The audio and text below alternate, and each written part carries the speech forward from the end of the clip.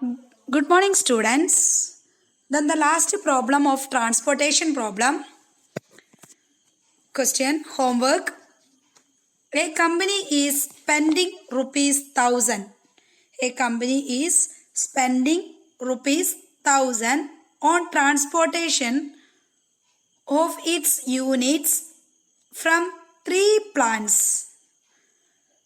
to four distribution centers. 3 plants and 4 distribution centers.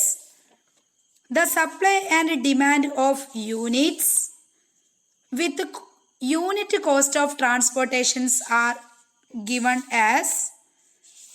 Then these plants P1, P2, P3, distribution centers D1, D2, D3 and D4. Available or supply, then requirements or demand. So D1 19, 70, 40. Requirements or demand 5. D2 30, 30, 10. Demand 8. D3 50, 40, 60. Demand 7. D4 12, 60, 20. Demand 15. So available, that is capacity or supply 7, 10, 18. What can be the maximum saving by optimal scheduling? So it's once more the question. ഒരു company 1000 രൂപ spend ചെയ്യാണ് ഏതിനു വേണ്ടിയിട്ട്? ട്രാൻസ്പോർട്ടേഷന് വേണ്ടി send ചെയ്യാണ്. Of its units from 3 plants four distribution centre. 3 units ഉണ്ട്. P1, P2, P3 എന്ന് പറയുന്ന പ്ലാന്റ്സിന് 3 units ഉണ്ട്. 4 ഡിസ്ട്രിബ്യൂഷൻ സെൻറ്റേഴ്സ് ഉണ്ട്. D1, D2, D3, D4. Supply and demand of units നമുക്ക് തന്നിട്ടുണ്ട്. വിത്ത് യൂണിറ്റ് കോസ്റ്റ് ഓഫ് ട്രാൻസ്പോർട്ടേഷനും തന്നിട്ടുണ്ട്. നമ്മളോട് പറയാണ് ഈ ഒരു transportation cost maximum savings by optimal scheduling ആക്കി തരാൻ. അപ്പം നമ്മൾ കഴിഞ്ഞ ക്ലാസ്സിൽ ഡിസ്കസ് ചെയ്ത പോലെ തന്നെ ആദ്യം എന്ത് ചെയ്യണം? ഈ ഷെഡ്യൂളിനെ മാക്സിമം എന്ന് പറയുന്ന കൺസെപ്റ്റിൽ നിന്ന് എന്തിലേക്ക് കൊണ്ടുവരണം? മിനിമൈസിലേക്ക് കൊണ്ടുവരണം. കാരണം നമ്മൾ ഒബ്ജക്റ്റീവ്, ട്രാൻസ്പോർട്ടേഷൻ്റെ ഒബ്ജക്റ്റീവ് മിനിമൈസ് ദ കോസ്റ്റ് ആണ്. അപ്പം മിനിമൈസിലേക്ക് കൊണ്ടുവരണം. അപ്പം മിനിമൈസിലേക്ക് കൊണ്ടുവരണമെങ്കിൽ എന്തായിരുന്നു ചെയ്യുന്നത്? നമ്മളെന്തായിരുന്നു മിനിമൈസിലേക്ക് കൊണ്ടുവരുമ്പോൾ ചെയ്തത്? ഓർത്ത് നോക്കൂ. ഷെഡ്യൂള് എന്ത് ചെയ്യാണ്? റീഷെഡ്യൂൾ ചെയ്യാണ്. റീഷെഡ്യൂൾ എങ്ങനെയായിരുന്നു ചെയ്തത്? സോ നമ്മളവിടെ ആ ഒരു ടാബിളിലെ ഈ ഒരു ടാബിളിലെ ഏറ്റവും വലിയ വാല്യൂ എടുത്തിട്ട് എല്ലാത്തിൻ്റെ അകത്തൊന്നും എന്ത് ചെയ്ത് മിനിമൈസ് ചെയ്ത് കൊണ്ടുവന്നു അല്ലേ? ഏറ്റവും വലിയ വാല്യൂ എടുത്തിട്ട് മിനിമൈസ് ചെയ്ത് കൊണ്ടുവന്നിട്ട് സാധാരണ നമ്മൾ ചെയ്യുന്ന പോലെ തന്നെ ചെയ്തു. ഈ ഒരു ടാബിളിൽ മിനിമൈസ് ഏറ്റവും വലിയ ഫിഗർ ഏതാണ്? 19, 30, 50, 12, 70, 30, 60. അപ്പോൾ ഇതിൽ ഏറ്റവും വലിയ ഫിഗർ ഏതാ? 70. അപ്പോൾ 70 എല്ലാത്തിൽ നിന്നും എന്ത് ചെയ്യണം? 70 വെച്ചിട്ട് മൈനസ് ചെയ്തിട്ട് ആ മിനിമൈസ് ചെയ്ത ടാബിൾ, എന്നിട്ട് സാധാരണ നമ്മൾ കാണുന്ന പോലെ തന്നെ ഫീസിബിൾ സൊല്യൂഷൻ കാണണം. ഫീസിബിൾ സൊല്യൂഷൻ കാണുമ്പോൾ ട്രാൻസ്പോർട്ടേഷൻ കോസ്റ്റ് വരുന്നത് 859. നിങ്ങൾ ചെയ്ത് നോക്ക്. ഫീസിബിൾ സൊല്യൂഷൻ കാണുമ്പോൾ നമുക്ക് ആൻസർ കിട്ടുന്ന ട്രാൻസ്പോർട്ടേഷൻ കോസ്റ്റ് 859. നമ്മൾ warm method, Vogel's approximation method പ്രകാരമാണ് ഫീസിബിൾ സൊല്യൂഷൻ കാണുന്നത്. ഫീസിബിൾ സൊല്യൂഷൻ കിട്ടുമ്പോൾ നമുക്ക് ടോട്ടൽ കോസ്റ്റ് വരുന്നത് 859. നമ്മൾ ടെസ്റ്റ് ഒപ്റ്റിമലി ചെയ്തിട്ട് മോഡി മെത്തേഡ് പ്രകാരം നമ്മൾ ഒപ്റ്റിമം ടെസ്റ്റ് ചെയ്യുമ്പോൾ നമുക്ക് ഫൈനലി സൊല്യൂഷൻ കിട്ടുന്നത് എന്താണ്? ഇതിൻ്റെ അകത്ത് ടാബിൾ ലാസ്റ്റ് കിട്ടുന്നത് മാക്സിമം സേവിങ്സ് ഒപ്റ്റിമം ഷെഡ്യൂൾ വരുന്നത് നമുക്ക് അല്ലെങ്കിൽ മിനിമം കോസ്റ്റ് വരുന്നത് 799 ആണ്. ഇതിൻ്റെ മിനിമം ട്രാൻസ്പോർട്ടേഷൻ 1000 രൂപയാണ് നമുക്ക് കോസ്റ്റ് തന്നത്. പക്ഷെ നമുക്ക് മിനിമം കിട്ടുന്നത് 799 ആണ്. നമ്മളോട് ചോദിക്കുന്ന ക്വസ്റ്റ്യൻ സേവിങ്സ് ആണോ, മാക്സിമം സേവിങ്സ് എത്ര? ഇപ്പം സേവിങ്സ് എന്ന് പറഞ്ഞു കഴിഞ്ഞാൽ 1000 എന്ന് പറയുന്ന ട്രാൻസ്പോർട്ടേഷൻ കോസ്റ്റൊന്നും നമുക്ക് വരുന്ന മിനിമം കോസ്റ്റ് 799 ആണ്. ആൻസർ ചെയ്താൽ കിട്ടുക. ആ 799 മൈനസ് ചെയ്താൽ 201, 201 നമ്മളുടെ സേവിങ്സ് വരുന്നത്. നിങ്ങൾ ചെയ്ത് നോക്ക്.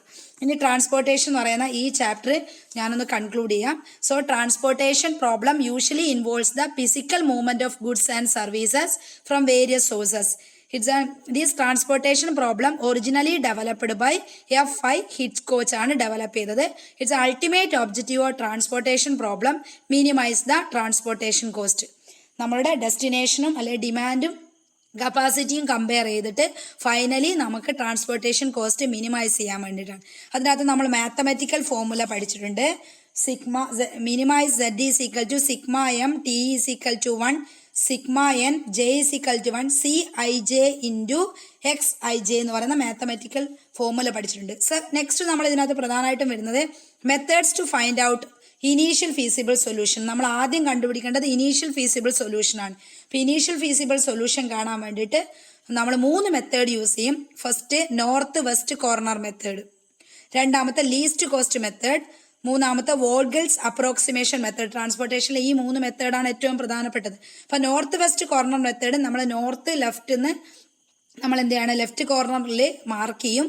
എന്നിട്ട് ഡിമാൻഡും ഓരോ സെല്ലിലെയും അല്ലെങ്കിൽ ഓരോ കോളത്തിലെയും റോയിലെയും ഡിമാൻഡ് റോവും കോളം നോക്കും, ഡിമാൻഡും സപ്ലൈയും കമ്പയർ ചെയ്യും, അതിനകത്ത് ലോവസ്റ്റ് വാല്യൂ അലോട്ട് ചെയ്യും. എന്നിട്ട് ക്യാൻസൽ ചെയ്ത് ലാസ്റ്റ് നമ്മൾ എന്ത് ചെയ്യും, ക്യാൻസൽ ചെയ്ത് അലോക്കേഷൻ ടേബിൾ 1ഉം 2ഉം 3ഉം 4ഉം ഒക്കെ വരച്ചിട്ട് നമ്മൾ ലാസ്റ്റ് സപ്ലൈയും ഡിമാൻഡും ഈക്വൽ ആവുന്ന പൊസിഷനിലെത്തും. എന്നിട്ട് അവസാനം നമ്മൾ അലോക്കേഷൻ ടേബിൾ മൊത്തം അലോട്ട് ചെയ്തായിട്ട് വരച്ചു വെക്കും. വരച്ചു വെച്ചിട്ട് അവസാനം നമ്മൾ ട്രാൻസ്പോർട്ടേഷൻ കോസ്റ്റ് നമ്മൾ റൗണ്ട് ചെയ്ത ആ ഫിഗറും അതിനകത്തുള്ള ഒറിജിനൽ കോസ്റ്റ് മൾട്ടിപ്ലൈ ചെയ്തിട്ട് അതിൻ്റെ ടോട്ടലാണ് നമ്മൾ ട്രാൻസ്പോർട്ടേഷൻ കോസ്റ്റ് ആയിട്ട് വരുന്നത്. രണ്ടാമത്തെ മെത്തേഡാണ് ലീസ്റ്റ് കോസ്റ്റ് മെത്തേഡ്. അതിനകത്ത് ലീസ്റ്റ് കോസ്റ്റ് മെത്തേഡിൽ ശ്രദ്ധിക്കേണ്ട ഒരു കാര്യം, ഏറ്റവും ലീസ്റ്റ് ആയിട്ട് വരുന്ന കോസ്റ്റ് ഏതാണോ ആ കോസ്റ്റിലാണ് ആദ്യം അലോട്ട് ചെയ്യുന്നത്. ലീസ്റ്റ് വരുന്ന കോസ്റ്റിൽ ആദ്യമായിട്ട് അങ്ങനെ ലീസ്റ്റ് വരുന്നതിനെ ബേസ് ചെയ്തിട്ട് അലോക്കേഷൻ ടേബിൾ 1 2 3 എന്ന് പറഞ്ഞിട്ട് നമ്മൾ പോകും. മൂന്നാമത്തെ മെത്തേഡാണ്, എന്നിട്ട് നമ്മൾ നേരത്തെ പറഞ്ഞ പോലെ ലാസ്റ്റ് എല്ലാം കൂടിയുള്ള ഒരു ടേബിൾ വരയ്ക്കും. എന്നിട്ട് അതിൻ്റെ അകത്ത് ലീസ്റ്റ് ആയിട്ടുള്ള കിട്ടുന്ന നമുക്ക് ട്രാൻസ്പോർട്ടേഷൻ കോസ്റ്റ് കാൽക്കുലേറ്റ് ചെയ്ത് എഴുതി വെക്കും. അത് നമുക്ക് കിട്ടുന്ന റൗണ്ട് ചെയ്ത ഫിഗറും അതുപോലെ തന്നെ അതിൻ്റെ അകത്തുള്ള കോസ്റ്റും തമ്മിൽ മൾട്ടിപ്ലൈ ചെയ്തിട്ട് ആഡ് ചെയ്ത ട്രാൻസ്പോർട്ടേഷൻ കോസ്റ്റ് കിട്ടും. ശ്രദ്ധിക്കേണ്ട ഒരു കാര്യം, ലീസ്റ്റ് കോസ്റ്റ് മെത്തേഡിൽ ട്രാൻസ്പോർട്ടേഷൻ കോസ്റ്റ് എപ്പോഴും കുറവായിരിക്കും. ഇനി മൂന്നാമത്തെ മെത്തേഡാണ് വോൾഗൽസ് അപ്രോക്സിമേഷൻ വാം മെത്തേഡ്. വാം എന്ന് പറയും. വാം മെത്തേഡിൽ നമ്മൾ ആദ്യം പെനാൽറ്റി അല്ലെങ്കിൽ ഓപ്പർച്യൂണിറ്റി കോസ്റ്റ് ആണ് കാണുക. പെനാൽറ്റി കാണുക റോ വൈസിലും കോളം വൈസിലും പെനാൽറ്റി കാണാം. ഓരോ റോയിലെയും ഏറ്റവും ലീസ്റ്റ് ആയ 2 വാല്യൂ തമ്മിലുള്ള ഡിഫറൻസ് ആണ് പെനാൽറ്റി. കോളം വൈസിലും അതുപോലെ തന്നെ ഏറ്റവും ലീസ്റ്റ് ആയ 2 വാല്യൂ തമ്മിലുള്ള ഡിഫറൻസ് പെനാൽറ്റി. എന്നിട്ട് ഏറ്റവും വലിയ പെനാൽറ്റി ഉള്ള കോളത്തിൽ നമ്മൾ ഏറ്റവും വലിയ പെനാൽറ്റിയെ നമ്മൾ ആദ്യം അലോട്ട് ചെയ്യും. ഏറ്റവും വലിയ പെനാൽറ്റി റോയിലാണെങ്കിൽ ആ റോയിലെ മിനിമം കോസ്റ്റ് നോക്കിയിട്ട് ആ കോസ്റ്റിലുള്ള സ്ഥലത്ത് ആദ്യം അലോട്ട് ചെയ്യും. അതുപോലെ തന്നെ കോളം ആണെങ്കിൽ കോളത്തിലും മിനിമം കോസ്റ്റ് ഉള്ളതിനെ ബേസ് ചെയ്തിട്ട് അലോട്ട് ചെയ്യും. അങ്ങനെ അലോട്ട് ചെയ്ത് അലോക്കേഷൻ ടേബിൾ 1 2 3 എന്ന് പറഞ്ഞിട്ട് നമ്മൾ അങ്ങനെ അപ്പോൾ അലോക്കേഷൻ ടേബിൾ 1 കഴിഞ്ഞാൽ അലോക്കേഷൻ ടേബിൾ ഒന്ന് ക്യാൻസൽ ആവുമല്ലോ. ഒരു കോളോ ഒരു റോ ഏതെങ്കിലും ഒന്ന് ക്യാൻസൽ ആവും. ക്യാൻസൽ ചെയ്താൽ പിന്നെയും നമ്മൾ പെനാൽറ്റി കാണണം. P1 P2 എന്ന് പറഞ്ഞിട്ട് പെനാൽറ്റി ഓരോ സ്റ്റെപ്പിലും പെനാൽറ്റി കാണണം. എന്നിട്ട് പെനാൽറ്റി കണ്ട് അവസാനം സപ്ലൈയും ഡിമാൻഡും ഈക്വൽ ആകുമ്പോൾ നമ്മൾ ടേബിൾ കഴിയും. എന്നിട്ട് നമ്മൾ ലാസ്റ്റ് ഡെസ്റ്റിനേഷൻ അല്ലെങ്കിൽ അലോക്കേഷൻ ടേബിൾ വരച്ചിട്ട് നേരത്തെ ചെയ്ത പോലെ തന്നെ ആ ടേബിളിലുള്ള റൗണ്ട് ചെയ്ത ഫിഗറും ഒറിജിനൽ കോസ്റ്റും തമ്മിൽ മൾട്ടിപ്ലൈ ചെയ്ത് ആഡ് ചെയ്ത് കഴിഞ്ഞാൽ എന്ത് കിട്ടും, ട്രാൻസ്പോർട്ടേഷൻ കോസ്റ്റ് കിട്ടും. ഇനി അടുത്ത കൺസെപ്റ്റാണ് നമ്മളെ എന്താ പറയുന്നത്, ഇതിൻ്റെ നമ്മൾ ആദ്യത്തെ സ്റ്റെപ്പ് ഇനീഷ്യൽ ഫീസിബിൾ സൊല്യൂഷൻ ആണ്. സെക്കൻഡ് കൺസെപ്റ്റ് ആണ് ശരിക്കും, അല്ലെങ്കിൽ ഫൈനൽ ട്രാൻസ്പോർട്ടേഷൻ കോസ്റ്റിന്റെ ഫൈനൽ കൺസെപ്റ്റ് ആണ് ഒപ്റ്റിമസ് സൊല്യൂഷൻ കാണാൻ. ഒപ്റ്റിമസ് സൊല്യൂഷൻ കാണാൻ 2 മെത്തേഡ് യൂസ് ചെയ്യും. ഒന്ന് മോഡി മെത്തേഡ് അല്ലെങ്കിൽ UV മെത്തേഡ്. U എന്ന് പറഞ്ഞാൽ അതിന്റെ റോ നമ്പറും V കോളൻ നമ്പറും, അതാണ് UV മെത്തേഡ് എന്ന് പറയുന്നത്. അപ്പം നമ്മൾ ആദ്യം ചെയ്തതുപോലെ തന്നെ ചെയ്യുക. എന്നിട്ട് അതിനകത്ത് റോ നമ്പറും കോളൻ നമ്പറും കാണുക. എന്നിട്ട് അതിൻ്റെ ബേസ് ചെയ്തിട്ട് ഒരു കൺസെപ്റ്റിൻ്റെ ബേസ് ചെയ്തിട്ട് എന്ന് പറഞ്ഞാൽ ഇവിടെ യൂസ് ചെയ്യുന്നത് നമ്മൾ ഡെൽറ്റ IJ ഗ്രേറ്റർ ദാൻ 0 ആയിരിക്കണം. അതുപോലെ തന്നെ മറ്റൊരു ഇക്വേഷൻ ഇവിടെ യൂസ് ചെയ്യുന്നുണ്ട്. Delta IJ is equal to CIJ minus UI into VJ എന്ന് പറയുന്ന ഇക്വേഷനെ ബേസ് ചെയ്തിട്ട് നമ്മൾ മോഡി മെത്തേഡ് കാണും. നെക്സ്റ്റ് മെത്തേഡാണ് സെക്കൻഡ് മെത്തേഡാണ് സ്റ്റെപ്പിംഗ് സ്റ്റോൺ മെത്തേഡ്. ഈ സ്റ്റെപ്പിംഗ് സ്റ്റോണിൽ ഡിഫറെൻറ്റ് സ്റ്റെപ്സ് ഉണ്ട്. ആ സ്റ്റെപ്സിനെ ബേസ് ചെയ്തിട്ട് നമ്മൾ എന്ത് ചെയ്യും, സ്റ്റെപ്പിംഗ് സ്റ്റോൺ മെത്തേഡ് കാൽക്കുലേറ്റ് ചെയ്യും. സ്റ്റെപ്പിംഗ് സ്റ്റോൺ അങ്ങനെ എക്സാമിനൊന്നും കാണാറില്ല, എന്നാലും നിങ്ങൾ പഠിച്ചു വെക്കണം. ഞാനൊരു പ്രോബ്ലം വർക്ക് ചെയ്തിട്ടുണ്ട്. പിന്നെ അതുപോലെ തന്നെ അൺബാലൻസ്ഡ് ട്രാൻസ്പോർട്ടേഷൻ പ്രോബ്ലം ആണ്. നമ്മൾ ഇതുവരെ പഠിച്ച ട്രാൻസ്പോർട്ടേഷൻ പ്രോബ്ലത്തിൽ സപ്ലൈയും ഡിമാൻഡും എന്താണ്, ഈക്വൽ ആണ്. സപ്ലൈ 300 ആണ്, ഡിമാൻഡും 300 ആണ്. അപ്പോൾ അങ്ങനെ സപ്ലൈയും ഡിമാൻഡും ഈക്വൽ അല്ലാത്ത കേസ് ആണെങ്കിൽ നമ്മൾ ആദ്യം സപ്ലൈയും ഡിമാൻഡും ഈക്വൽ ആക്കണം. സപ്ലൈയും ഡിമാൻഡും ഈക്വൽ ആക്കണമെങ്കിൽ നമ്മൾ ആദ്യം ഒരു യൂണിറ്റ് കോസ്റ്റ് തന്നിട്ടുണ്ടെങ്കിൽ യൂണിറ്റ് കോസ്റ്റ് ആഡ് ചെയ്യുക. യൂണിറ്റ് കോസ്റ്റ് ഒന്നും തന്നിട്ടില്ലേ സാധാരണ നമ്മൾ ചെയ്യും പോലെ ചെയ്യുക. എന്നിട്ട് ഡിമാൻഡ് ആണ് കുറവെങ്കിൽ ഒരു ഡമ്മി കോളം വരയ്ക്കുക. ഇനി സപ്ലൈ ആണ് കുറവെങ്കിൽ ഒരു ഡമ്മി റോ വരയ്ക്കുക. ഡമ്മി റോന്റെ വാല്യൂ എപ്പോഴും 0 ആയിരിക്കും. എന്നിട്ട് നമ്മൾ സാധാരണ ചെയ്യുന്ന പോലെ തന്നെ കാൽക്കുലേറ്റ് ചെയ്യുക. നെക്സ്റ്റ് ഒരു കേസ് ഉണ്ട്, maximisation case of transportation problem ആണ് വരുന്നതെങ്കിൽ നമ്മൾ മാക്സിമൈസ് എന്ന് പറയുന്ന ആ കേസിന്, മാക്സിമൈസ് അല്ലല്ലോ നമ്മൾ ട്രാൻസ്പോർട്ടേഷൻ്റെ ഒബ്ജക്റ്റീവ്, പക്ഷെ മാക്സിമൈസ് ആക്കണമെങ്കിൽ ആദ്യം നമ്മൾ ആ ഒരു ടേബിളിലെ ഏറ്റവും വലിയ വാല്യൂ അല്ലെങ്കിൽ ഏറ്റവും കോസ്റ്റ് കൂടിയ വാല്യൂ എടുത്തിട്ട് അതിനകത്തുനിന്ന് എല്ലാത്തിനകത്തുനിന്നും അത് മൈനസ് ചെയ്യാം. അപ്പോൾ എല്ലാം ഇപ്പോൾ 150 150 എല്ലാത്തിനകത്തുനിന്ന് മൈനസ് ചെയ്യുക. അപ്പോൾ മിനിമൈസ് ആയി. ആ മിനിമൈസ് ചെയ്ത് സാധാരണ നമ്മൾ ചെയ്യുന്ന പോലെ തന്നെ ചെയ്യുക. ഇത്രയാണ് ട്രാൻസ്പോർട്ടേഷൻ കോസ്റ്റിൽ നമുക്ക് പഠിക്കാനുള്ളൂ. അപ്പോൾ നമ്മളെ മാനേജ്മെന്റ് സയൻസ് കഴിഞ്ഞു. നമുക്ക് കുറച്ച് ചാപ്റ്റേഴ്സ് ഉണ്ട്, ഞാനൊന്ന് റിവ്യൂ ചെയ്യാം. മാനേജ്മെന്റ് സയൻസിൽ നമുക്ക് 11 ചാപ്റ്ററാണ് പഠിക്കാനുള്ളത്. ഫസ്റ്റ് മാനേജ്മെന്റ് സയൻസ് എന്ന് പറഞ്ഞ chapter, second linear programming graphical method, third linear programming simplex method, fourth transportation model, fifth assignment model, sixth network analysis, 7 queuing theory, 8 gain theory, 9 inventory management, 10 Markov chains, 11 project scheduling. ഞാൻ disorder ആയിട്ടാണ് എടുത്തത്, ഇമ്പോർട്ടൻസിന്റെ ബേസിൽ എടുത്തതാണ്. സിമ്പിളായിട്ട് വേഗം കഴിയുന്നത് ആദ്യം എടുത്തു പോയി എന്നുള്ളൂ. അപ്പോൾ ഞാൻ ജസ്റ്റ് ഒന്ന് റിവ്യൂ ചെയ്യാണ്. First of all, to management science. Management science is an approach to decision making based on scientific method. Makes extensive use of quantitative analysis. അപ്പോൾ മാനേജ്മെന്റ് സയൻസ് അല്ലെങ്കിൽ ഓപ്പറേഷൻ റിസർച്ച് എന്ന് പറഞ്ഞു കഴിഞ്ഞാൽ സയന്റിഫിക് മെത്തേഡ്സ് യൂസ് ചെയ്തിട്ട് decision എടുക്കാൻ വേണ്ടിയിട്ട് ഒരു ഓർഗനൈസേഷനിൽ പല ടൈപ്പ് ഓഫ് കോംപ്ലിക്കേറ്റഡ് ഡിസിഷൻ എടുക്കേണ്ടി വരും, പ്രോബ്ലം സോൾവ് ചെയ്യേണ്ടി വരും. അപ്പോൾ അതിന് വേണ്ടിയിട്ട് യൂസ് ചെയ്യുന്ന സയന്റിഫിക് അല്ലെങ്കിൽ മാനേജ്മെന്റ് സയൻസ് അവിടെ അറിയാം, scientific techniques are applied in to management or scientific methodology മാനേജ്മെന്റിൽ അപ്ലൈ ചെയ്യുന്നതിനെയാണ് ആക്ച്വലി മാനേജ്മെന്റ് സയൻസ് എന്ന് പറയുന്നത്. ഇത് കുറച്ചുകൂടി ഡീറ്റെയിൽ ആയിട്ട് പറഞ്ഞു കഴിഞ്ഞാൽ എക്സ്പേർട്സ് ഓപ്പറേഷൻ എന്ന് പറയാം. എക്സ്പേർട്ടിന്റെ ഓപ്പറേഷൻ അല്ലെ എക്സ്പേർട്സ് ഓപ്പറേഷൻ റിസർച്ച് ചെയ്തിട്ട് ഫൈനൽ സൊല്യൂഷൻ കാണുന്നത് കൊണ്ട് ഇതിനെ മറ്റൊരു പേര് വിളിക്കും, operation research. Different definition of operation research നമ്മൾ ഡീറ്റെയിൽഡ് ഡിസ്കസ് ചെയ്താണ്. ഒരൊറ്റ ഡെഫിനിഷൻ ടീച്ചർ പറഞ്ഞു പോവാണ്. PM Morse and G Kimball define operation research as scientific method for providing executive departments a quantitative basis for decisions regarding the operations under their control. Different model building step ഉണ്ട്. First, perception and formulation of problem. Second, set up a mathematical model of the problem. Third, deriving solution from the model. Fourth, testing the model. Fifth, establishing control over the solution. Last, implementing the solution. The next concept, management science model. First model, physical or iconic model. Second, mathematical model. Third, analog or schematic model. Fourth, by nature of environment mainly two, deterministic and probabilistic model. Fifth, by extent of generality also two. Then first one, the specific model and also the general model. Sixth, according to procedure also two, analytical model and simulation or heuristic model. The next, management science technique. ഇത് വളരെ പ്രധാനപ്പെട്ടാണ്. Management science technique നമ്മളിപ്പോൾ പഠിച്ചതൊക്കെ ഇതിൻ്റെ ഉള്ളിലുണ്ട്. It's mainly 16 techniques of management science. First, probability. Second, decision theory. Third, game theory. Fourth, linear programming. It's mainly 2, graphic method and simplex method. Fifth, transportation problem. Sixth, assignment problem. 7, dynamic programming. Next, sequencing. Next, queuing theory. Next, network analysis. Next, simulation. 12, replacement theory. Third, non-linear programming. 14, goal programming. Next, probabilistic programming. Last, Markovic analysis. നമ്മൾ ഇതിനകത്ത് പഠിച്ച എല്ലാ മോഡൽസും ആണ് നെറ്റ്വർക്കിന്റെ techniques. So, advantages of management science: better decision, better control, helps to improve productivity, better coordination. And the certain limitation, find out the solution is very difficult, consideration of intangible factors, job specialist, costly, difficulty in implementation, difficulty in selection of technique, not as suitable for management, distance between manager and operation, etc. The different limitations of operation research or management science. Next topic, quantitative analysis and decision making. Quantitative technique is a scientific approach to management decision making.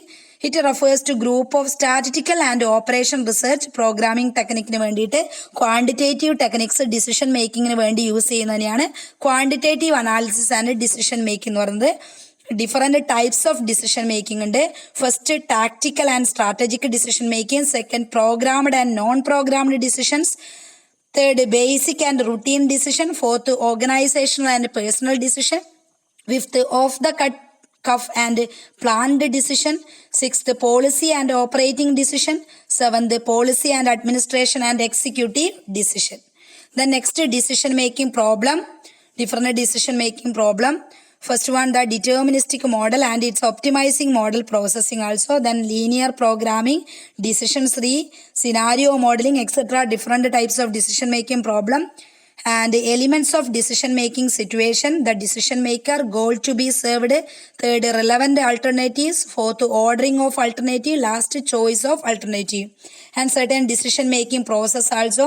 First of all, to identify and defining the problem, second analyzing the problem, third developing alternative solution, fourth selecting the best type of alternative, then fifth implementing of decision, last then next follow up, last monitoring and feedback. Then over the first chapter management science, second chapter linear programming. ഞാൻ ഇനി ഈ സിലബസിന്റെ ഓർഡറിൽ തന്നെ പറഞ്ഞു പോവാണ്. നമ്മളെല്ലാം എടുത്ത് linear programming. Linear programming is the most important and widely used quantitative tools of operation research. So then the linear programming related with the problem of allocating limited resources among competing activity and optimum manner. ചെറിയ limited റിസോഴ്സസിനുള്ളിൽ optimum നമുക്ക് decision എടുക്കാനോ അല്ലെ optimum മാനറിൽ decision എടുക്കാൻ വേണ്ടിയിട്ട് use ചെയ്യുന്ന programming quantitative programming ആണ് linear programming. It was developed by Professor George B. Danzig. So two methods are applied into linear programming, graphical method and simplex method.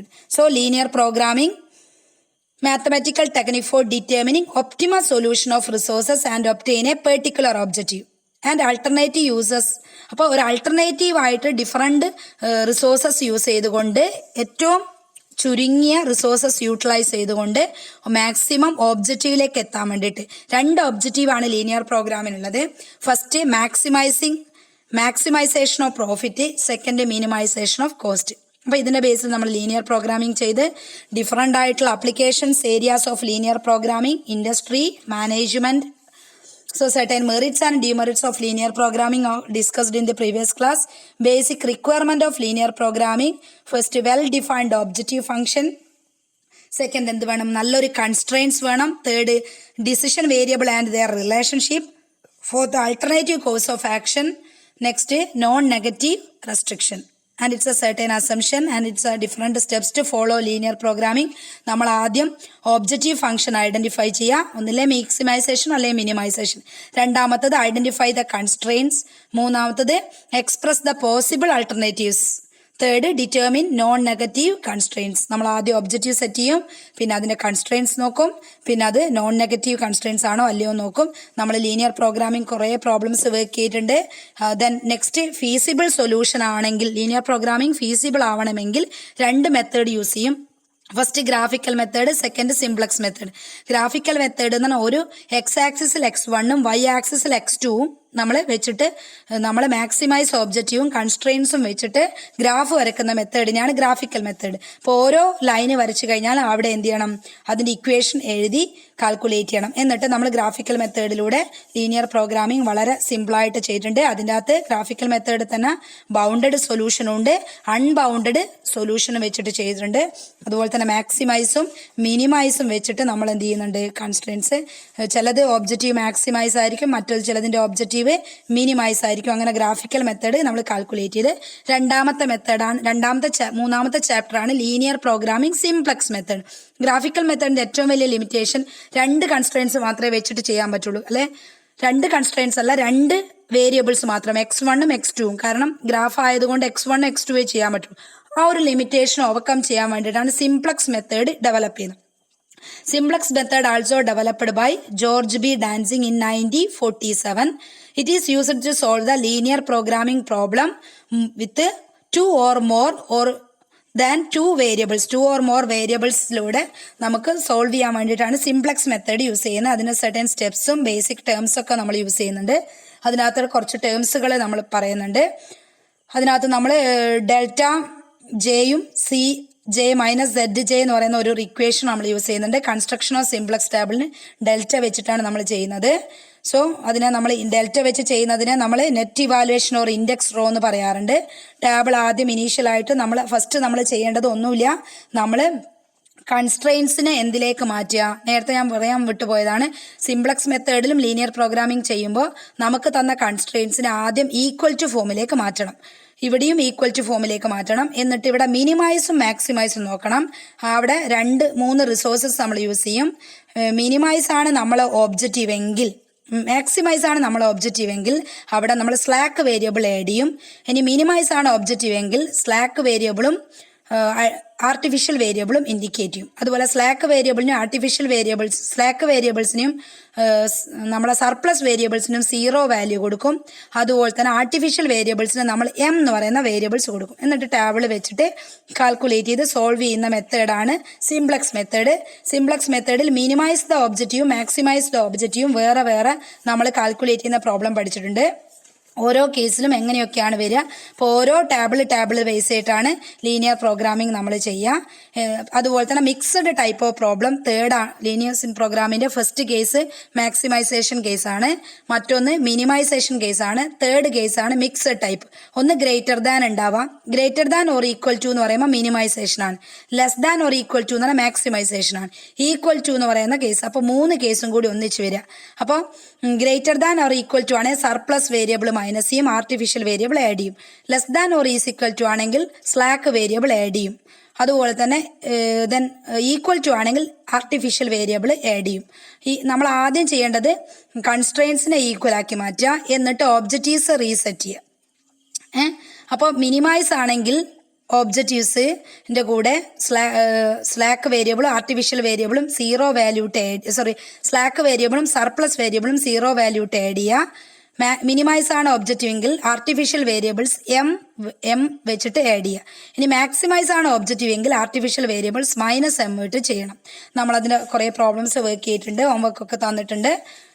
നമ്മൾ അതിൻ്റെ അകത്ത് വേറെ വരുന്നൊരു കേസാണ് അൺബൗണ്ടഡ് സൊല്യൂഷൻ. നമുക്ക് കൃത്യമായിട്ടൊരു സൊല്യൂഷൻ കിട്ടാണ്ടിരിക്കുക. അപ്പം സൊല്യൂഷൻ കിട്ടാതിരിക്കുമ്പോൾ ഇൻഫീസിബിൾ സൊല്യൂഷൻ വരുമ്പോഴും നമ്മൾ പ്രോബ്ലം വർക്ക് ചെയ്തിട്ടുണ്ട്. ചെറിയ വ്യത്യാസം മാത്രമേ ഉള്ളൂ, ബാക്കിയൊക്കെ നമ്മൾ ഇതുവരെ ചെയ്ത പോലെ തന്നെയാണ്. നെക്സ്റ്റ് അതിൻ്റെ അകത്ത് വരുന്ന മറ്റൊരു മെത്തേഡാണ് 2 ഫേസ് മെത്തേഡ്. ഫേസ് 1 നമ്മൾ ഇതുവരെ ചെയ്ത പോലെ തന്നെ ചെയ്യാം. ഫേസ് 2 ആർട്ടിഫിഷ്യൽ വേരിയബിൾസ് ഒന്നും എടുക്കാതെ കാൽക്കുലേറ്റ് ചെയ്യാം. പിന്നെ ഡ്യുവാലിറ്റി മെത്തേഡ് എന്ന് പറയുന്ന മറ്റൊരു മെത്തേഡ് ഉണ്ട്. ഡ്യുവാലിറ്റി മെത്തേഡിൽ നമ്മളെ പ്രൈമൽ പ്രോബ്ലവും ഡ്യുവൽ പ്രോബ്ലം ഉണ്ടാകും. സാധാരണ നമ്മൾ ചെയ്യുന്ന ഒബ്ജക്റ്റീവ്സും അതുപോലെ കൺസ്ട്രെയിൻസും ഒക്കെ പ്രൈമൽ പ്രോബ്ലം. ഡ്യുവൽ പ്രോബ്ലം എന്ന് പറയുന്നത് നേരെ റിവേഴ്സ് എടുത്തിട്ട് ചെയ്യുക. അതിൻ്റെ കൺസ്ട്രെയിൻസിന്റെ x1 എടുത്തിട്ട് ഒന്നും x2 എടുത്തിട്ടും x1 എടുത്തിട്ട് ഒരു കൺസ്ട്രെയിൻസ് ഉണ്ടാക്കുക. ഡ്യുവൽ പ്രോബ്ലത്തിൽ x2 എടുത്തിട്ട് മറ്റൊരു കൺസ്ട്രെയിൻസ് ഉണ്ടാക്കുക. അതുപോലെ തന്നെ കൺസ്ട്രെയിൻസിന്റെ മാക്സിമം വാല്യൂ എടുത്തിട്ട് അതിന്റെ ഒബ്ജക്റ്റീവായിട്ട് സെറ്റ് ചെയ്യുക. അതാണ് ഡ്യുവൽ പ്രോബ്ലം. ബാക്കിയൊക്കെ നമ്മൾ നേരത്തെ ചെയ്തതുപോലെ തന്നെ. അപ്പോൾ ലീനിയർ പ്രോഗ്രാമിംഗ് ഇത്രയേ ഉള്ളൂ, സിമ്പിളാണ്, ടഫ് ഒന്നുമില്ല. പിന്നെ നമ്മൾ 4ാമത്തെ ചാപ്റ്റർ എന്ന് പറഞ്ഞാൽ ട്രാൻസ്പോർട്ടേഷൻ പ്രോബ്ലം ആണ്. ഇപ്പൊ ടീച്ചർ പറഞ്ഞു transportation problem involve the physical movement of goods and services from various sources or origin to multiple demand distension with a given constraints of supply and demand. So it was developed by F.I. Hitchcock. It's an ultimate objective of transportation problem, minimize the cost. അപ്പോൾ ഒരുപാട് സപ്ലൈയും ഡിമാൻഡിനും ബേസിൽ cost minimise ചെയ്യാണ്. അതിനുവേണ്ടി mathematical equation ഇപ്പോൾ പറഞ്ഞിട്ടുണ്ട്. 3 method use ചെയ്യുന്നുണ്ട്. Initial feasible solution കാണാൻ NWCM, രണ്ടാമത്തെ LCM or least cost method, മൂന്നാമത്തെ വാം, വോൾഗൽസ് അപ്രോക്സിമേഷൻ മെത്തേഡ്സ്. അത് നമ്മളിപ്പോൾ പറഞ്ഞിട്ടുണ്ട്. ഇനി ഞാൻ അതിനെക്കുറിച്ചിട്ട് പിന്നെയും റിപ്പീറ്റ് ചെയ്ത് പറയുന്നില്ല. ദെൻ നെക്സ്റ്റ് നമ്മൾ ഒപ്റ്റിമം സൊല്യൂഷൻ കാണാൻ വേണ്ടിയിട്ട് 2 മെത്തേഡ്സ് യൂസ് ചെയ്യുന്നുണ്ട്. ഫസ്റ്റ് മോഡിഫൈഡ് ഡിസ്ട്രിബ്യൂഷൻ മെത്തേഡ് അല്ലെങ്കിൽ Modi method or UV method. Second stepping stone methods നമ്മളിപ്പോൾ ഡിസ്കസ് ചെയ്ത്. നെക്സ്റ്റ് അതിൻ്റെ അകത്ത് നമ്മൾ പറയുന്നത് അൺബാലൻസ്ഡ് അടുത്തൊരു കേസ് വരുന്നത് അൺബാലൻസ്ഡ് ഡിമാൻഡും സപ്ലൈ ഉണ്ടാവുകയാണ്. അപ്പോൾ അൺബാലൻസ്ഡ് ഡിമാൻഡ് സപ്ലൈ ഉണ്ടാവുമ്പോൾ എന്ത് ചെയ്യുമെന്ന് ഞാനിപ്പോൾ പറഞ്ഞിട്ടുണ്ട്. മറ്റൊരു കേസ് മാക്സിമൈസേഷൻ കേസാണ്, അതും നമ്മളിപ്പോൾ ഡിസ്കസ് ചെയ്തതാണ്. ഇത്രയേ എന്തിലുള്ളൂ, ട്രാൻസ്പോർട്ടേഷൻ പ്രോബ്ലത്തിലുള്ളൂ. നെക്സ്റ്റ് ചാപ്റ്റർ അസൈൻമെന്റ് പ്രോബ്ലം ആണ്. Assignment problem is a special type of LPP. The goal of assignment problem is to minimize the cost and time completed number of jobs in a number of person. Number of job, number of person, ഒരു job ഒരു person തന്നെ allot ചെയ്യുന്ന രീതിയിലുള്ള മെത്തേഡാണ് assignment problem. Assign ചെയ്ത് ഒരു job ഒരാൾക്ക് assign ചെയ്യുക. അതിന് അൾട്ടിമേറ്റ് ആയിട്ടുള്ള ഒബ്ജക്റ്റീവ് മിനിമൈസ് ദ കോസ്റ്റ് ആണ്. അപ്പോൾ അവിടെ രണ്ട് രീതിയിലാണ് പറയുന്നത്. Only one job is assigned to one person, മറ്റേ each person is assigned with exactly one job. അപ്പോൾ ഒരു വ്യക്തിക്ക് ഒരു ജോബ് അല്ലെ ഒരു ജോബ് ഒരാൾക്ക് എന്നുള്ള രീതി. അവിടെ mathematical models of assignment problem നമ്മൾ ഡിസ്കസ് ചെയ്ത്. Solution method of assignment problem 4 ഉണ്ട്. First enumeration method, second simplex method, third നമ്മളിപ്പോൾ പഠിച്ച transportation method, fourth Hungarian method or Flood's technique or reduction matrix method. ഈ ഹംഗാരിയൻ മെത്തേഡ് അല്ലെങ്കിൽ Flood's method അല്ലെ HAM എന്നാണ് ഇതിനെ വിളിക്കുക. ഈ മെത്തേഡ് HAM എന്ന് വിളിക്കും. ഹാം മെത്തേഡ്, ഹംഗാരിയൻ മെത്തേഡിന് ചുരുക്കി വിളിക്കുന്ന പേരാണ് ഹാം മെത്തേഡ്. ഈ മെത്തേഡിലാണ് നമ്മൾ അസൈൻമെന്റ് പ്രോബ്ലം ചാർട്ട് ചെയ്യുക. അസൈൻമെന്റ് പ്രോബ്ലം സിമ്പിൾ ആണ്. ഓരോ ജോബും ഓരോരുത്തർക്ക് അസൈൻ ചെയ്ത് കൊടുക്കുകയാണ്. ആദ്യം നമ്മൾ മെട്രിക്സ് തന്നെയാണ് കാൽക്കുലേറ്റ് ചെയ്യുന്നത്. ഓപ്പർച്യൂണിറ്റി കോസ്റ്റ് 1, 2, 3 എന്ന് പറയുന്ന ടേബിൾ വരക്കും. എന്നിട്ട് ജോബ് ഓരോരുത്തർക്കായിട്ട് അസൈൻ ചെയ്ത് കൊടുക്കും. ആ അസൈൻ ചെയ്ത് കൊടുത്തുള്ള ജോബിന്റെ ക്വസ്റ്റ്യനിലുള്ള കോസ്റ്റ് ആഡ് ചെയ്യും. അപ്പോൾ നമുക്ക് അവിടെ ടോട്ടൽ ടൈമോ അല്ലെങ്കിൽ ടോട്ടൽ കോസ്റ്റോ ഈസി ആയിട്ട് അസൈൻ ചെയ്യാൻ പറ്റും. അസൈൻമെന്റ് ടേബിൾ വളരെ ഈസിയാണ്. അസൈൻമെന്റ് പ്രോബ്ലം എളുപ്പത്തിൽ നമുക്ക് മാർക്ക് സ്കോർ ചെയ്യാൻ പറ്റുന്ന ഒരു ഏരിയയാണ് അസൈൻമെന്റ് പ്രോബ്ലം. നമ്മൾ അതിൻ്റെ അകത്ത് ഓരോന്നും കാണണം. അതുപോലെ മാക്സിമൈസേഷൻ 1 ആണെങ്കിൽ, മാക്സിമൈസേഷൻ 1 ആണ് നമ്മളോട് ക്വസ്റ്റ്യൻ. അടുത്തൊരു കേസ് മാക്സിമൈസേഷൻ ആണെങ്കിൽ ക്വസ്റ്റ്യനിൽ പറയുന്നെങ്കിൽ ആ ഒരു ടേബിളിലെ ഏറ്റവും വലിയ വാല്യൂ എടുക്കും. ആ വാല്യൂ എടുത്തിട്ട് ഓരോന്നിൻ്റെ അകത്തും സബ്ട്രാക്ട് ചെയ്തിട്ട് നമുക്ക് മിനിമം വാല്യൂ കിട്ടും. അപ്പം മിനിമം വാല്യൂ കിട്ടുന്ന മാത്രമല്ല, അസൈൻമെന്റ് പ്രോബ്ലത്തിന് ഒരു പ്രത്യേകതയുണ്ട്.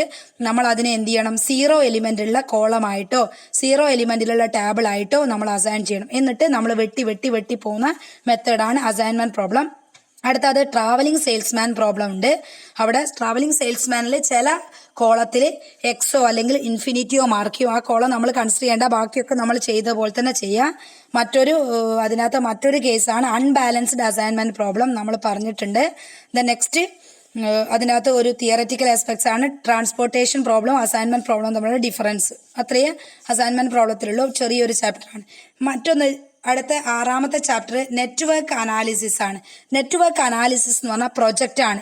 Actually a project is a basic foundation of organisation. It is a scheme, design or proposal of something intended or devised. So network analysis എന്ന് പറഞ്ഞാൽ ഒരു നെറ്റ്വർക്ക് ആണ്, ഒരു പ്രൊജക്റ്റ് ആണ്. It is a technique related to sequencing problem which is concerned with minimise the performance of the system such as total completion of project, overall cost etcetera. ഒരു overall കോസ്റ്റും പ്രൊജക്റ്റും ഒക്കെ ടോട്ടൽ കോസ്റ്റ് ഒക്കെ calculate ചെയ്യാൻ വേണ്ടിയിട്ട് ഉള്ള ഒരു techniques, ഒരു സീക്വൻസ് ഓഫ് പ്രോബ്ലം ടെക്നിക്കാണ് നെറ്റ്വർക്ക് അനാലിസിസ്. ഒബ്ജക്റ്റീവ്സും മാനേജീരിയൽ അപ്ലിക്കേഷനും ഒക്കെ നമ്മൾ ഡീറ്റെയിൽ ആയിട്ട് പഠിച്ചതാണ്. Certain network technique developed to facilitate പ്ലാനിങ്ങും ചെയ്യാൻ വേണ്ടിയിട്ടും കൺട്രോൾ ചെയ്യാനും ഷെഡ്യൂൾ ചെയ്യാനും ഒക്കെ വേണ്ടിയിട്ട് നമ്മൾ നെറ്റ്വർക്ക് ടെക്നിക് സാധാരണ യൂസ് ചെയ്യുന്നുണ്ട്. 2 methods are generally used for network technique, critical path method and PERT. അതുപോലെ തന്നെ ഇതിനകത്ത് കുറേ ടേംസ് ഉണ്ട്, ഡമ്മി, ഈവന്റ് എന്നൊക്കെ പറയുന്നത് നമ്മൾ പറഞ്ഞതാണ്. സോ ഇൻഡിപെൻഡന്റ് ആക്ടിവിറ്റി എന്നൊക്കെ പറയുന്നുണ്ട്. നമുക്കിവിടെ നെറ്റ്വർക്ക് ടെക്നിക് എന്ന് പറഞ്ഞ ചാപ്റ്ററിൽ ആദ്യം പഠിക്കാനുള്ള നെറ്റ്വർക്ക് ഡയഗ്രാം ആണ്. ഡയഗ്രാം നമ്മൾ ഡീറ്റെയിൽ ആയിട്ട് പഠിച്ചിട്ടുണ്ട്. Next different types of network ടെക്നിക്കാണ്. First CPM, critical path method, വളരെ പ്രധാനപ്പെട്ടതാണ്. നെറ്റ്വർക്ക് ടെക്നിക്കിന് എല്ലാ വർഷവും സ്ഥിരം ക്വസ്റ്റ്യൻ ചോദിക്കുന്നതാണ്. ഒന്നില്ലെങ്കിൽ നെറ്റ്വർക്ക് ഡയഗ്രാം വരക്കാൻ പറയും, അല്ലെങ്കിൽ CPM നെറ്റ്വർക്ക് ഡയഗ്രാം വരക്കാൻ പറയും, അല്ലെങ്കിൽ പാത്തിൽ നെറ്റ്വർക്ക് ഡയഗ്രാം വരക്കാൻ പറ്റും.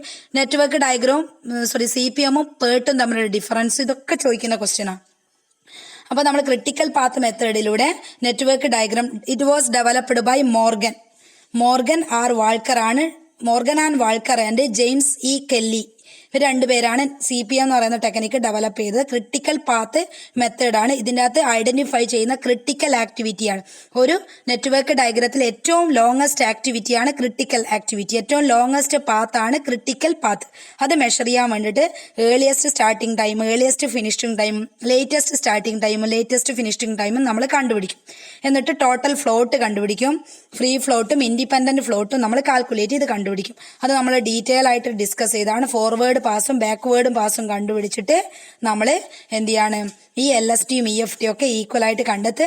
അതുപോലെ ക്രിട്ടിക്കൽ പാത്ത് ഡബിൾ ലൈൻ ഏരോ വെച്ചിട്ട് അടയാളപ്പെടുത്തണം. അപ്പോൾ നമുക്ക് എളുപ്പത്തിൽ നോക്കിക്കഴിഞ്ഞാൽ മനസ്സിലാവും ഇത് ക്രിട്ടിക്കൽ പാത്താണ്. Next program evaluation and review ടെക്നിക്കാണ് PERT. It was developed by DG Malcolm, JR Roseboom and CE Clark and W Fazar in 1958 PERT എന്ന് പറഞ്ഞാൽ പ്രോഗ്രാം ഇവാലുവേഷൻ ആൻഡ് റിവ്യൂ ടെക്നിക്കാണ്. അതിനകത്ത് നമ്മൾ 3 ടൈം കണ്ടുപിടിക്കും. ഒപ്റ്റിമിസ്റ്റിക് ടൈമും പെസിമിസ്റ്റിക് ടൈമും മോസ്റ്റ് ലൈക്ലി ടൈമും ആണ് എസ്റ്റിമേറ്റ് ചെയ്യുന്നത്. അപ്പോൾ ഒരു ഇക്വേഷൻ വെച്ചിട്ടാണ് TE = TO + 4TM + TP / 6. ഈ ഒരു സ്റ്റെപ്പിലൂടെ നമ്മൾ എന്ത് ചെയ്യും, ഡിഫറെന്റ് സ്റ്റെപ്സിലൂടെ PERTൽ നമ്മൾ ഫോർവേഡ് പാസും ബാക്ക്വേർഡ് പാസും ഒക്കെ നമ്മൾ കണ്ടുപിടിക്കും. ഫൈനലി നമുക്ക് വേണമെങ്കിൽ എന്ത് ചെയ്യണം, നെറ്റ്വർക്ക് PERTൽ Z വാല്യൂ കണ്ടുപിടിക്കാം. കാരണം ഇവിടെ ആക്ടിവിറ്റി ഡിറ്റർമിൻ ചെയ്യുന്ന പ്രധാനപ്പെട്ട സ്റ്റാൻഡേർഡ് ഡീവിയേഷൻ ആണ്. വേരിയൻസ് കണ്ടിട്ട് റൂട്ട് കണ്ടാൽ സ്റ്റാൻഡേർഡ് ഡീവിയേഷൻ കാണും, Z വാല്യൂ കാണും. Z = due date - expected date / സിഗ്മയാണ്. അപ്പോൾ Z വാല്യൂ നമ്മൾ ടാബിളിൽ നോക്കിയിട്ട് മെഷർ ചെയ്യും. എന്നിട്ട് നോർമൽ കർവാണോ അല്ലെങ്കിൽ എബോ നോർമൽ ആണോ എന്നൊക്കെ നമ്മൾ മെഷർ ചെയ്തിട്ട് കാൽക്കുലേറ്റ് ചെയ്ത് കണ്ടുപിടിക്കാൻ പറ്റും. അപ്പോൾ നമ്മൾ PERTും CPMും വളരെ തിയററ്റിക്കലും പ്രാക്ടിക്കലായിട്ടും പ്രോബ്ലം രണ്ട് ഇമ്പോർട്ടൻ്റ് ആണ്. അഡ്വാൻറ്റേജസ് ഓഫ് PERT, CPMന്റെ അഡ്വാൻറ്റേജസ്, ലിമിറ്റേഷൻ, PERTന്റെ അഡ്വാൻറ്റേജസ്, ലിമിറ്റേഷൻ, സിമിലാരിറ്റീസ്, ഡിഫറൻസ്, ഇതൊക്കെ ചോദിക്കാൻ സാധ്യതയുള്ള ക്വസ്റ്റ്യൻസ് ആണ്. നെക്സ്റ്റ് ഏരിയ നമ്മൾ ക്രിട്ടിക്കൽ പാത്ത് കഴിഞ്ഞാൽ അടുത്ത ചാപ്റ്റർ ക്യൂയിങ് തിയറിയാണ്. ക്യൂയിങ് തിയറി എന്ന് പറഞ്ഞാൽ QN ആണ്. Actually queuing theory is a mathematics of waiting line ആണ്. ആക്ച്വലി വെയിറ്റിംഗ് തിയറി ആണ്. So it is predicting and evaluating the system performance. Queuing theory is a branch of mathematics and studies and model act of waiting in the line. It was developed by SD Poisson. Poisson theory അല്ലെ Poisson distribution develop ചെയ്ത, പ്രോബിലിറ്റിയുടെ Poisson distribution develop ചെയ്ത അദ്ദേഹം തന്നെയാണ്. French mathematician ആണ്. SD Poisson ആണ് queuing theory develop ചെയ്തത്. ഇൻഡസ്ട്രികളിൽ, ഫാക്ടറികളിൽ, നമ്മളെ general കൺസെപ്റ്റ്സിനൊക്കെ queuing theory apply ചെയ്യുന്നുണ്ട്. അതിൻ്റെ അകത്ത് ഫസ്റ്റ് ക്യൂ ആണ്. ക്യൂ എന്ന് പറയുന്ന ജനറൽ സ്ട്രക്ചർ എന്ന് പറയുന്നത് 4 രീതിയിലാണുള്ളത്. First single queue, single service, single exist. Next single queue, multiple service, multiple exist. Third multiple queue, multiple service, multiple exist. then service facility in a series, queue, service facility, then queue, then service facilities, etc. So അവിടെ നമ്മൾ കുറച്ച് സിമ്പിൾസും നോട്ടിഫിക്കേഷനും പഠിക്കുന്നുണ്ട്.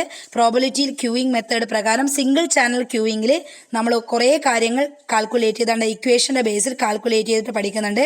അതിനകത്ത് രണ്ടാമത്തെ case എന്ന് പറഞ്ഞാൽ, ഒന്നാമത്തെ case single ആണ്. രണ്ടാമത്തെ കേസ് എന്ന് പറഞ്ഞു കഴിഞ്ഞാൽ അവിടെ മൾട്ടിപ്പിൾ ഇക്വേഷൻസ് ബേസ് ചെയ്തിട്ട് കാൽക്കുലേറ്റ് ചെയ്യുന്നുണ്ട്. Next Poisson expansion single server with finite പോപ്പുലേഷന്റെ ബേസിൽ ചെയ്യുന്നുണ്ട്. നെക്സ്റ്റ് നമ്മൾ കാൽക്കുലേറ്റ് ചെയ്യുന്ന ഇക്വേഷനാണ്. ഇക്വേഷൻ ഇപ്പോൾ പറഞ്ഞു കഴിഞ്ഞാൽ ഒരു 10-20 മിനിറ്റ് കൊണ്ടൊന്നും തീരില്ല. നിങ്ങൾ ഓൾറെഡി നമ്മൾ എടുത്തു കഴിഞ്ഞുകൊണ്ട് നിങ്ങൾ ഓൾറെഡി പഠിച്ചു കഴിഞ്ഞിട്ടുണ്ടാവും. അപ്പോൾ അടുത്ത കൺസെപ്റ്റ് ആണ് നമ്മൾ ഫിനിറ്റ് മോഡൽ ബേസ് ചെയ്തിട്ട് എന്ത് ചെയ്യുക, കാൽക്കുലേറ്റ് ചെയ്യുക. അപ്പോൾ ഇത്രയും 4 സെക്ഷൻ ഓഫ് ഇക്വേഷൻസ് നമ്മൾ പഠിച്ചു വെക്കണം, അത്രയേ ഉള്ളൂ.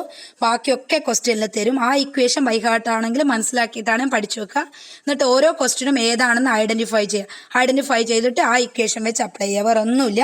അതിനകത്ത് ലാംഡയും മ്യൂവും ആണ് ഏറ്റവും പ്രധാനപ്പെട്ട. ലാംഡയും മ്യൂവിൻ്റെയും ബേസ് ചെയ്തിട്ടാണ്, ലാംഡ എന്ന് പറയുന്ന എറൈവൽ റേറ്റും മ്യൂ എന്ന് പറയുന്ന സർവീസ് റേറ്റും, അത് രണ്ടും ബേസ് ചെയ്തിട്ടാണ് നമ്മൾ ക്യൂയിങ് തിയറി കാൽക്കുലേറ്റ് ചെയ്യുന്നത്. നെക്സ്റ്റ് നമ്മൾ ഗെയിം തിയറിയാണ്. Game theory is a branch of decision theory concerned with interdependent decision.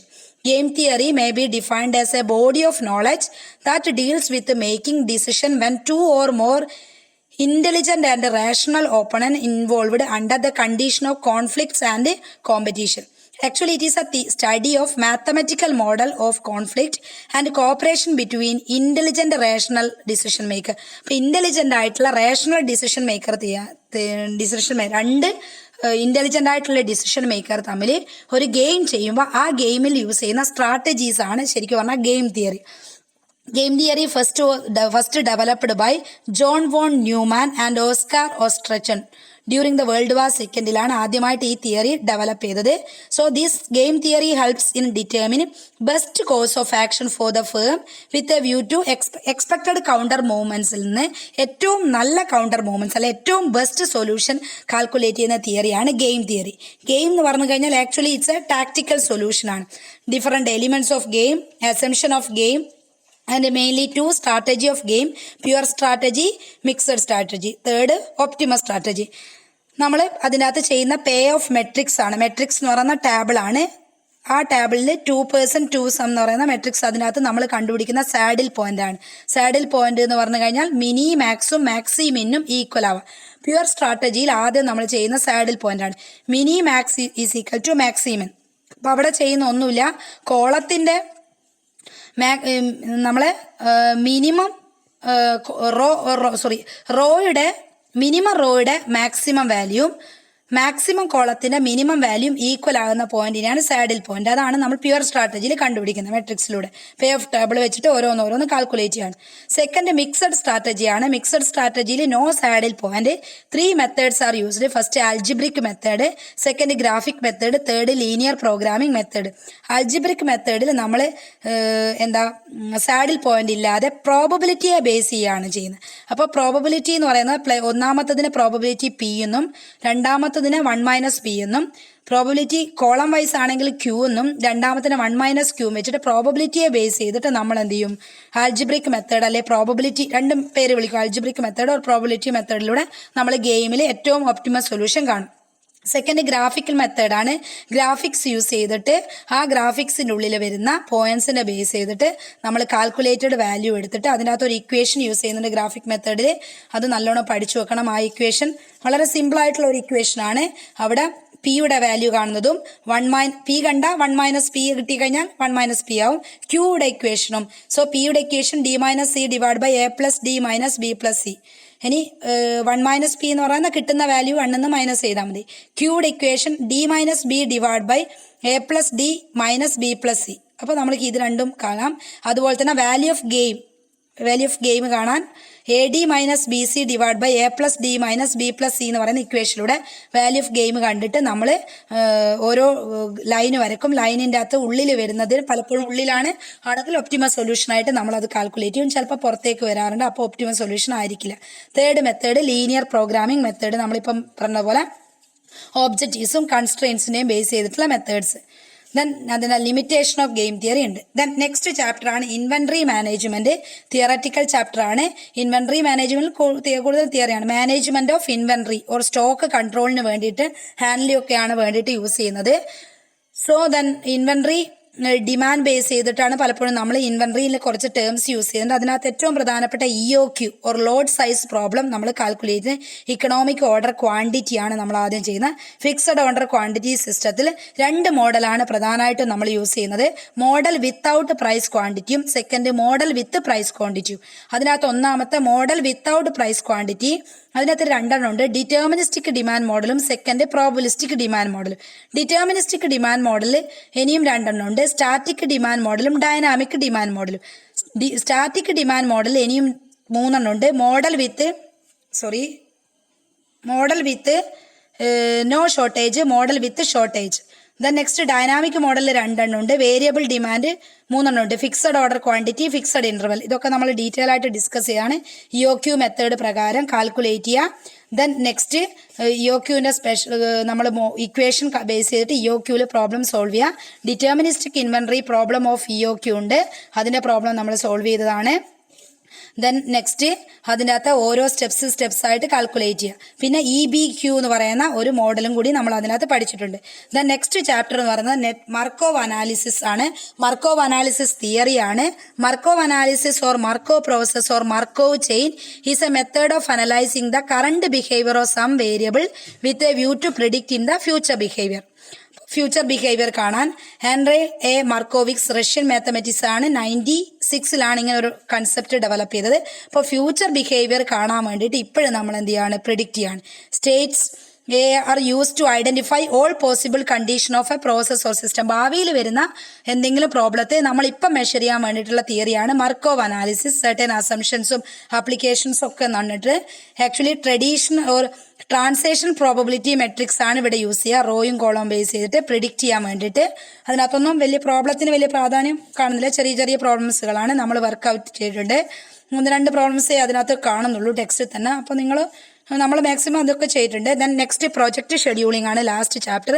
Network അനാലിസിസിന്റെ ബാക്കിയാണ് പ്രൊജക്ട് ഷെഡ്യൂൾ. ഷെഡ്യൂളിംഗ് ടെക്നിക്ക് 2 നമ്മൾ നെറ്റ്വർക്ക് അനാലിസിസ് പഠിച്ചത്. ഒന്ന് CPM മറ്റൊന്ന് PERT. അതിനകത്ത് ടൈം കോസ്റ്റ് ട്രേഡ് ഓഫിൽ നെറ്റ്വർക്ക് അനാലിസിസിലൂടെ എങ്ങനെ നമുക്ക് ടൈം കുറച്ചുകൊണ്ട് കോസ്റ്റ് കുറച്ചുകൊണ്ട് മാക്സിമം ഷെഡ്യൂൾ ചെയ്യാമെന്നാണ് ടൈം ഈ ഒരു ചാപ്റ്റർ ആയിട്ടുള്ള പ്രൊജക്ട് ഷെഡ്യൂളിംഗിൽ പറയുന്നത്. ചെറിയൊരു ചാപ്റ്ററാണ്, 2-3 പേജുള്ള. റിസോഴ്സ് അലോക്കേഷൻ ആൻഡ് ലെവലിംഗ് നമ്മൾ പറഞ്ഞിട്ടുണ്ട്, അതിന്റെ സ്റ്റെപ്സും പറഞ്ഞിട്ടുണ്ട്, steps of tracking these concept പറഞ്ഞിട്ടുണ്ട്. ഇത്രയാണ് നമുക്ക് ഈ മാനേജ്മെന്റ് സയൻസ് പറയുന്ന സബ്ജക്റ്റിൽ പഠിക്കാനുള്ളത്. ഒന്നും കൂടി നോക്കിക്കോ. മാനേജ്മെന്റ് സയൻസിൽ 11 ചാപ്റ്റർ ആണുള്ളത്. ഫസ്റ്റ് മാനേജ്മെന്റ് സയൻസ് തിയറിയാണ്. സെക്കൻഡ് ലീനിയർ പ്രോഗ്രാമിംഗ് ഗ്രാഫിക് മെത്തേഡാണ്. തേർഡ് ലീനിയർ പ്രോഗ്രാമിംഗ് സിംപ്ലക്സ് മെത്തേഡാണ്. ഫോർത്ത് ട്രാൻസ്പോർട്ടേഷൻ മോഡലാണ്. ഫിഫ്ത്ത് അസൈൻമെന്റ് മോഡലാണ്. Sixth network technique. 7 queuing theory. 8 game theory. 9 inventory management. 10 Markov chain. Last project scheduling. അപ്പോൾ management science എന്ന് പറയുന്ന ഒരു subject complete ആയി. ഇനി നിങ്ങൾക്ക് ഇതുമായി ബന്ധപ്പെട്ട എന്തെങ്കിലും ഡൗട്ട്സോ ഹോംവർക്ക് ചെയ്യുമ്പോൾ ബുദ്ധിമുട്ടോ അങ്ങനെ എന്തെങ്കിലും ടീച്ചറുമായിട്ട് കോൺടാക്ട് ചെയ്യാം. Thank you very much for corporation. Thank you.